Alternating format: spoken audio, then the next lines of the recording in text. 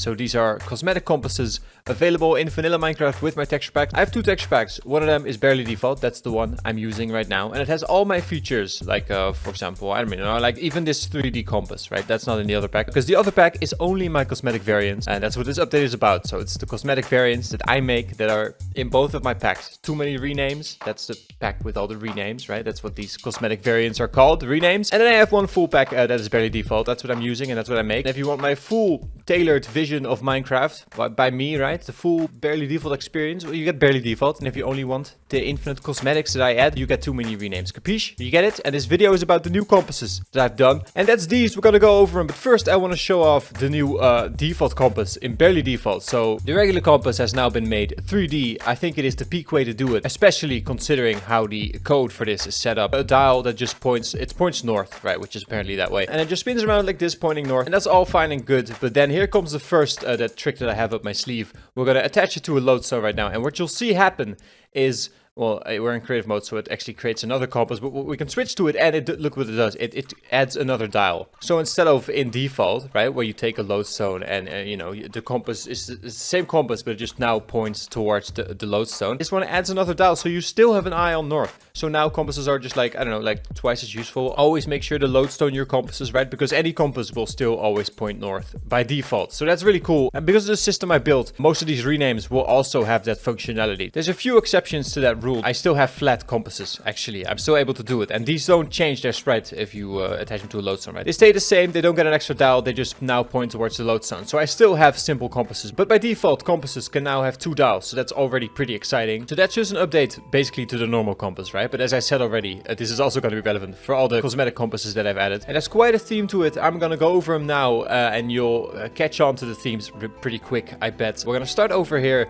with the humble compass renamed to trading hall. And there's actually a couple of names integrated into these compasses. So the name that triggers this is trading hall, right? Obviously, it's just a normal compass, right? Renamed specifically trading hall. You could also do emerald compass, for example. You could have that too for RP reasons. I'll show another one here. How about emerald farm? Right? And the reason that I'm picking these names is because the philosophy behind this is that, you know, these are going to be locations that players might want to tag with a lodestone. So if you do have a villager hall, like a trading hall, right? That's what the compass is named. If you have a trading hall and you have a lodestone set to it like that, you want your compass to kind of match the structure. And I would naturally, if a compass is aimed at my trading hall, I would already name the compass like Emerald Farm or Trading Hall, right? So that's basically the philosophy. These are to mark your structures, okay? We're gonna move on to the next one. The end portal. You rename a compass to end portal. It'll look like this. You know, you can just attach it to the lodestone that leads to the end portal, obviously. It's pretty simple, but it gets the point across. You know, if you're scanning through your chest for all your lodestone compasses, it'll be pretty obvious where this one is pointing, right? Hopefully. If we have the end portal, obviously we gotta have the nether portal. So that's this compass, just a quirky little compass that points you to wherever your nether portal is. Of course, this one can also just be used in the nether, right? You could just put a lodestone in the nether. That fully works. Then one for the mine shaft. And this could of course also be used if you have just a normal mine, right? You just have a mine and you have a compass going there and then it looks like this, right? It's a little mine shaft opening. Pale garden. If you find one, you probably want to lodestone it, right? It's definitely a point of interest in your world and you now go there with this compass. Oh, and by the way, I thought I'll just point it out, just smack dab in the middle.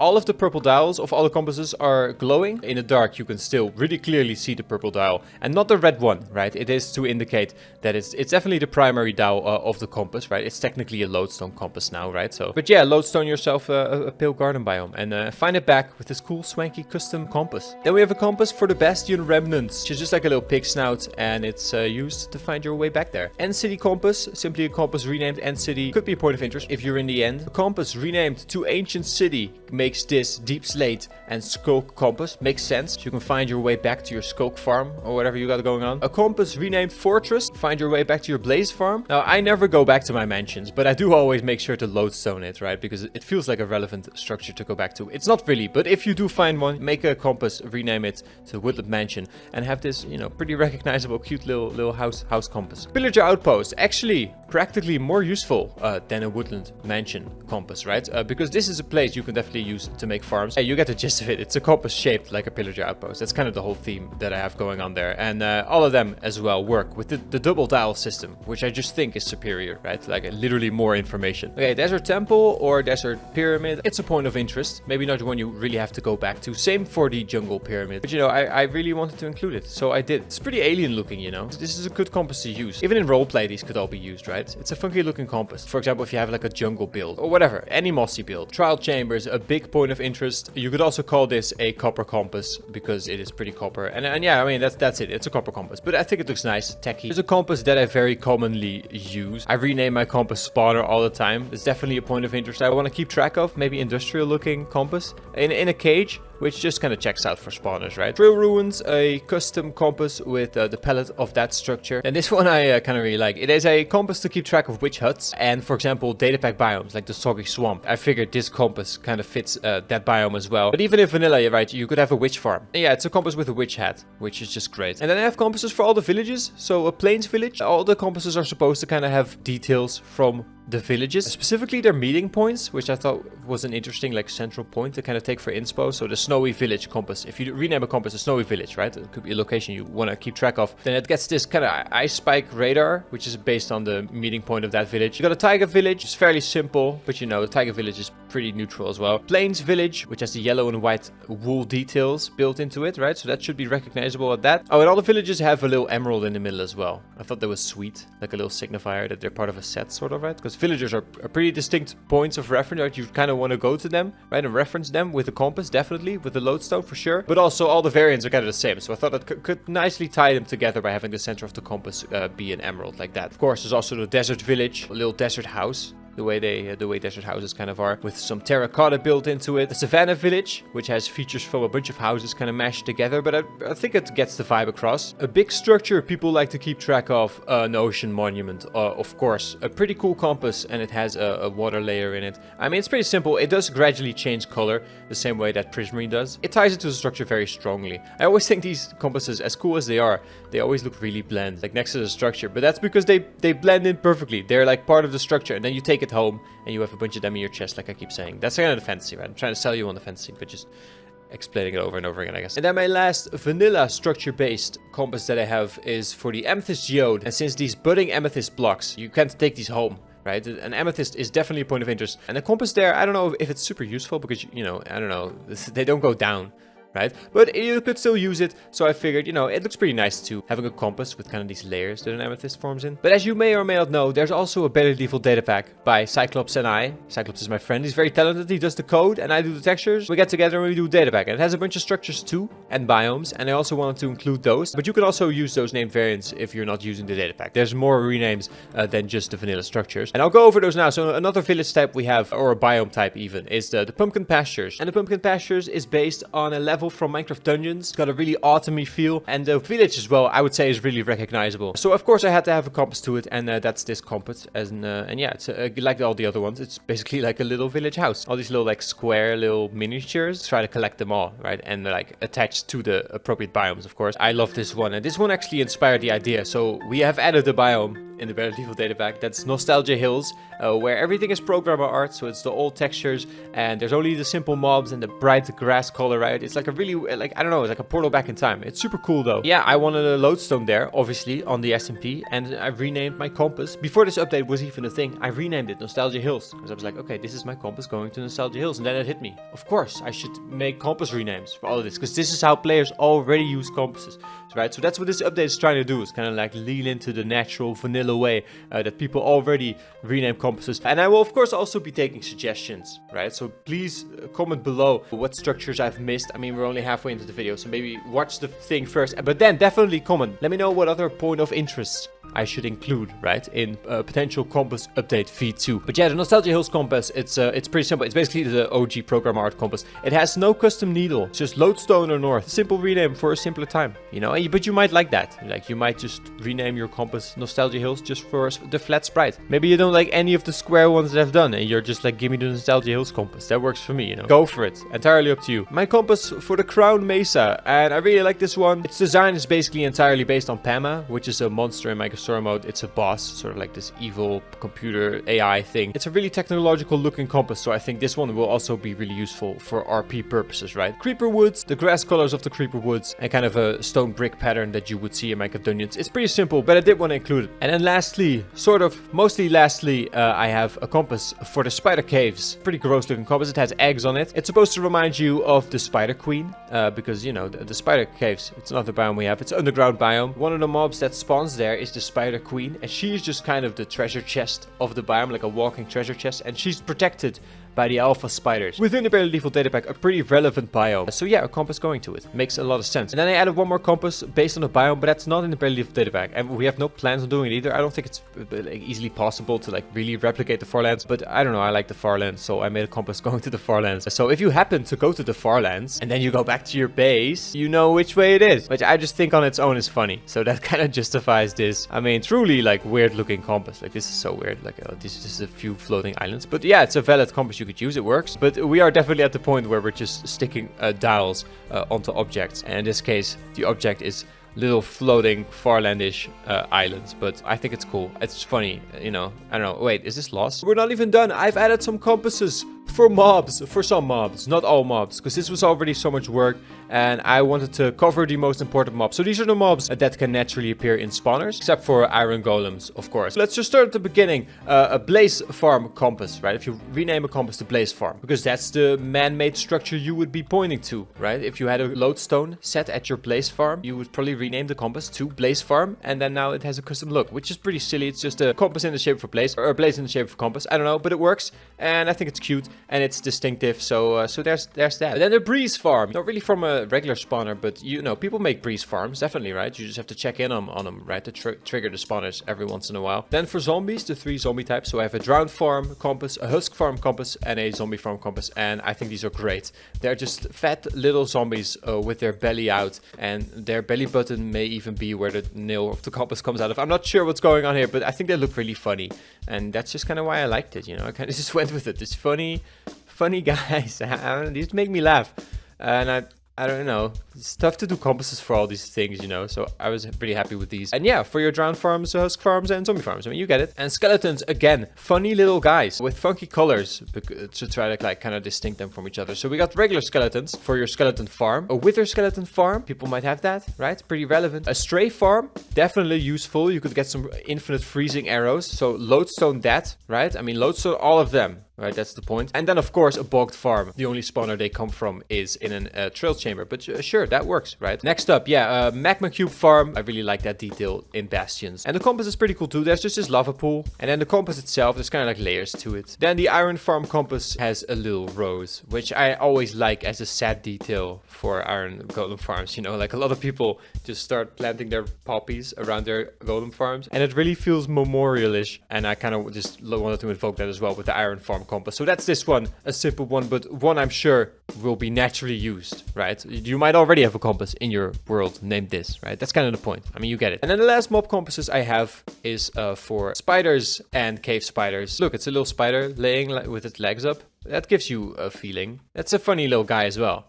No? It allows you to have a nice custom compass going to your spider spawner. Isn't that nice? We're not quite there, but it's almost it. It's a full inventory already, but there is a few more compasses I've added this update. It's only 3 more, but we'll go over them. It's a journey compass. This is based on a compass in the Bedrock Skyrim mashup pack. So this is a canon compass design, but a flat sprite turned 3D, right? Because 3D is definitely the way to go for compasses for me. Another compass, the Sinitic compass. I have a whole Sinitic tool set, which is part of the Chinese mythology mashup pack, and the mashup pack has a custom compass, and it's a compass with low cap, which I thought was pretty valuable, like especially for RP reasons, you know, like walking around with this compass. It just really works, and it might just be a vibe you like. So there you go, pick it out if you like it, the Sinitic compass. And then I have the super cute compass, which I don't even like, but it was a compass in a mashup pack, and one that I figured I could translate it. It's a flat sprite, and I thought, well, I could do this in 3D. It's a full set. Look, there's a super cute sword as well, right? And it's super weird. What is this? Come on. But it's not like, you know, it's my texture, but it's not my design. It's designed from the mashup pack. Same with the compass, right? It's not my design, but it's my texture and model, so my version of it. But I'm trying to canonize something. Canon to Minecraft is what my pack is all about. So yeah, super cute trident and a super cute sword, which looks like something.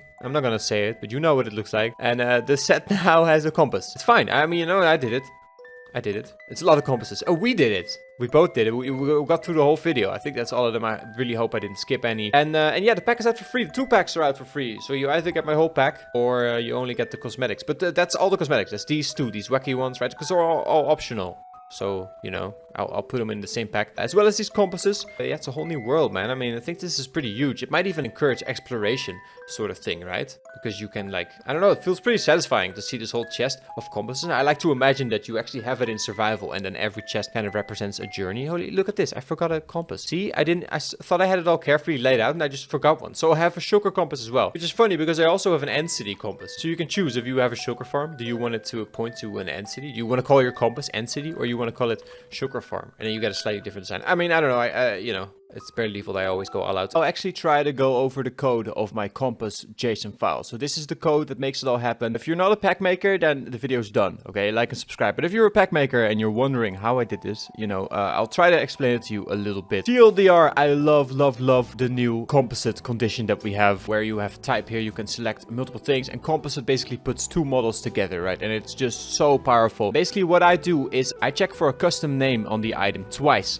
Once right here in the first model in the composite, right? And these are all the names for all the biome and structure compasses. And these models are just for the bases, right? So in my item state, it's adding the bases from the dowels separately, which is really good because the dowel is 32 models, right? And otherwise every named variant needs at least 32 models and 32 textures. And for some I'll do it, right? Like the ones that require it, like the amulet, like the Nostalgia Hills compass. They just require 32 models. It's just a vanilla way to do it, right? If you want a flat rendered compass like that, that's how you do it. But basically the reason why I invented the 3D dowel system is so I could have the base of the compass separate from the dowels and then have the base be name dependent. So the dowels, I only have to add them once with composites, right? So one of the composite means putting multiple models together. So one of the models in the model is just a set of the dowels that react to north and the lodestone, all that stuff. And another model in that set of models is the base. But then there's still a problem. If the dowels are always there, but the base only gets added when it's detecting a name. So that's easy. So if it's not detecting a name, you just revert back to the default compass, right? That makes sense. But what if I want to add a rename that doesn't have those dowels, right? Like the amulet. There's no dowels there. How did I do that? And basically, I personally love this, but I had to build in a reverse name checker sort of system, right? So before I even add the dowels in, this is actually the code for the dowels. Like this model type here, composite, it starts building the dowels, right? So this is the lodestone compass, which is also on a composite. So I can have the lodestone compass and the regular compass separately, right? That's why you're able to see spawn with the red dowel and lodestone with the purple dowel. But before I even do that, that is the fallback. So that means if not true, then this happens, right? And it's the fallback to this other component code thingy here. And this is where the magic happens, I guess. It's very simple. It's just part of this composite model, right? So it's taking multiple models, building them together, and those models have composite inside them as well. So it gets pretty complicated, but it really works. It's a beautiful system in my opinion. One of the models in the main composite models is a type select, looking for a custom name again. And it's all the names where I don't want the dowels. And what it does then is it does nothing.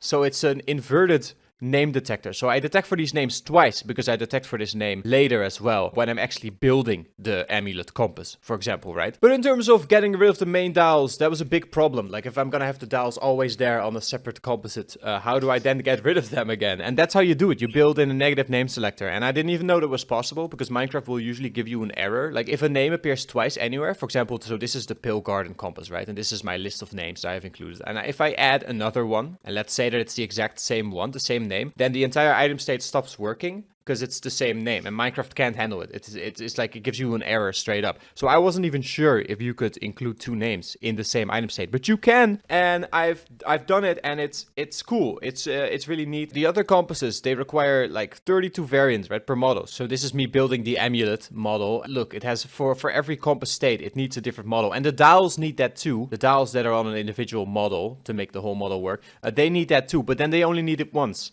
And otherwise, every compass needs its own, dowel textures, right? If I don't make it 3D like this. So having the bases be 3D and the dowels too, by default, is just really nice. Because this is such a concise way of adding name variants. This is all the code I need to add another compass rename, right? Instead of 32 extra models, right? I hope you get the relevancy of this, like why this is a big deal to me. And while we're here, I'll show you something else cool that I found out you can do. So this code right here literally represents RGB value. So this is literally a color. To make the ocean monument compass, I did a composite again of 2 models. One of them is just the base that I have, right? The prismarine base. And one of them is just a little tiny model with some water on it. I like to have the animated water because water has like a pretty unique animation in it, right? But I don't want to add a new texture that's like, again, 64 frames of that water animation, you know, the way animations in Minecraft are. They're like, it's just a big stacked texture. And I don't really want to do that. So I would prefer to just take the vanilla water texture that already exists and already has animated bits, right? I did it for the magma cream compass too. I just referenced the existing lava texture, so I don't have to add a custom huge new lava texture, right, for this one compass. It makes a lot of sense. It's pretty basic logic. But the problem with that is that the water texture is grayscale. So if you do want it colored blue like I have, you can do it. I've never tried it. First time I did it, and it's a pretty powerful system. So I thought I'd show it off because you basically never have to add colors to your packs again. You can all add the color in hindsight if it's all one color at least, right? Theoretically anyways. And it's by this. You just have a little tint section in your model, apparently, and just tint it in hindsight. So I just take the grayscale water and I can tint it whatever color I want, wherever I want. And that's pretty huge because tints were pretty limited before in Minecraft. And they still are for blocks, but item states are really getting there. And I've shown off this site before and I'll do it again. It's a super useful site that I use to make my item states. So instead of knowing which components are available, there's just a list that you can choose from, right? And that way you can even find out how to do stuff because you can just try stuff, right?